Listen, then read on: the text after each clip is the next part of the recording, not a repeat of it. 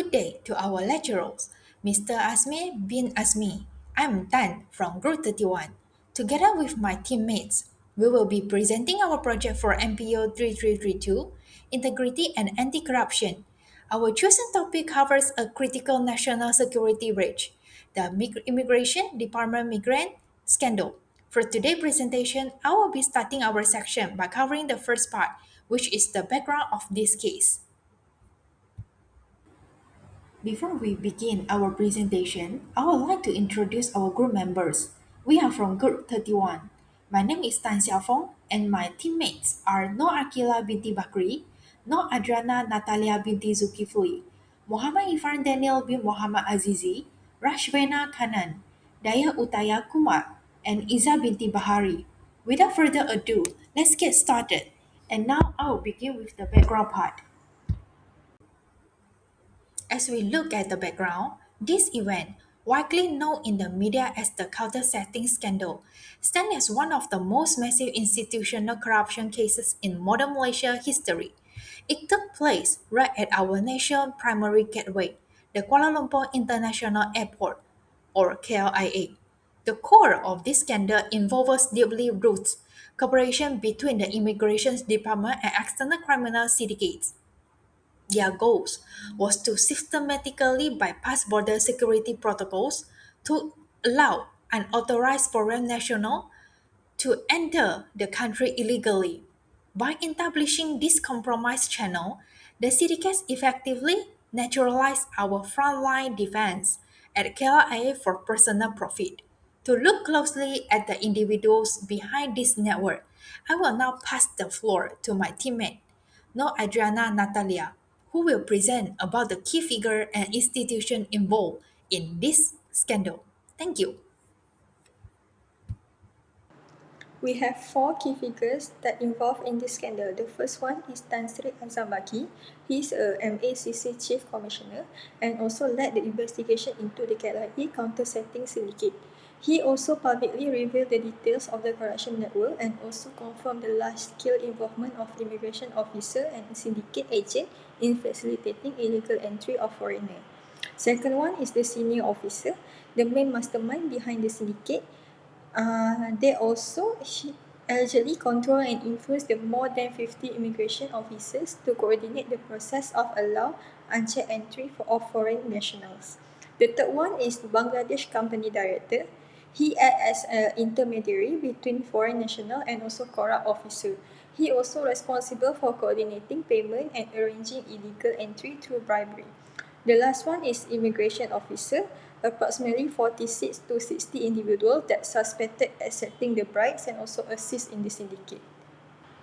Next is the key institution. The first one is the MACC, the main enforcement agency responsible for investigating and dismantling the syndicate through operations such as ops pump and also offsetting. The MACC also carry out the arrest and also asset seizures. Second one is the immigration department, most affected by the scandal as several officers was involved in corrupt practice that compromised border control procedure. And the third one is the KLIA, the main location of counter-setting activity, specifically at immigration counter. The last one is the Ministry of Home Affairs, MOHA, responsible for implementing reform and strengthening border security measures after the scandal was exposed. Hello, good day. I am Rashwina Kannan here. So today I will be talking about how the scandal actually started. So as we know, this scandal was happened at Kuala Lumpur International Airport, and the illegal system was given a specific name called counter setting, which allows foreigners to bypass immigration procedures easily. And we got to know that one of the senior immigration officer coordinated bribery with the syndicates. All those conversations, communications, and strategies was arranged through WhatsApp even before the passengers arrives our country. Next, a specific immigration counters were assigned for smooth entry of the foreigners, and the syndicates used code words to hide their activities, such as junta for Myanmar national and roti canai for Indian national. All those bribes was ranged between RM200 to RM2500, which is depending on the nationality. All right, now let's move on to how the scandal was revealed. So, as we know, the investigations begin right after 6 months of intelligence gathering and whistleblowers' reports from KLIA. So, the first operation was Ops Pump, which was held on 20th August 2024. This was uncovered a well organized network involving immigration officers, agents, and third parties. The second operation was OPSPAM 2.0. It expanded investigations and confirmed a planned bribery syndicate. The last operation was called as OPS setting. This is where they exposed the counter setting system that allows foreigners to enter Malaysia in exchange for bribes. So, as we know, in this operation, 60 individuals were arrested, including 49 immigration officers, agents, and a police officer, along with a mule account holder. So, 95 bank accounts were identified, and 37 investigation papers were opened. The investigations confirmed a large scale corruption syndicate operating in Malaysian corruption system. Thank you. Hi, this is the court trial and outcome. Numerous immigration officers, agents, and syndicate members were arrested and charged in court with corruption, abuse of power, and involvement in organized crime activities. The court was opened 37 investigation papers and recorded the statements of 95 people. So the courts revealed that members of syndicate used special counters at airports and immigration checkpoints to bypass the standard immigration procedures for certain migrants. So, in this case, the immigration had weakness in border control system and demonstrate how corruption can threaten national security, facilitate human trafficking, and can be a public trust in government institution. Hi, I'm Danya. Now I'll explain the consequences of the KLIA counter setting setting. So the first consequences is the risk to national security. So corruption at the immigration counter allowed uh, foreigners to enter Malaysia without proper checks. This increased the risk of criminals or individuals with forged documents entering the country and threatening public safety. And the second consequences is the damage to Malaysia's reputation, since airports are the main gateway into the country. Corruption can reduce international confidence in Malaysia's immigration and security system. And the next consequences is the loss of public trust. Immigration officers are expected to carry out their duties honestly and responsibly. When they abuse their position for personal financial gain, people begin to lose trust in government authorities. Another consequences is the increase in crime. These indicates could encourage crimes such as human trafficking, immigrant smuggling, document fraud, and bribery, because criminal groups may continue exploiting weaknesses in the system. And the fifth consequences is the legal consequences that faced by officers involved. Uh, they may face imprisonment, fines, and dismissal from their jobs, which can permanently damage their career and reputation. And finally, the case highlights the need for stricter enforcement and stronger anti-corruption measures. Stricter discipline and better monitoring are necessary to prevent similar incidents from happening again. Hi, good day. My name is Irfan, and today I'm going to talk about the prevention action taken by the country throughout the KLIA counter-setting corruption case. Throughout the case, the government have been taken several prevention actions, where firstly there is strengthening of anti-corruption enforcement, where the Malaysian government through the MACC have intensified investigation and enforcement actions against the officer who involved in the counter-setting syndicates, where in this measure, the strict legal action and penalties serve as deterrent to prevent public officials from engaging in similar corrupt practice.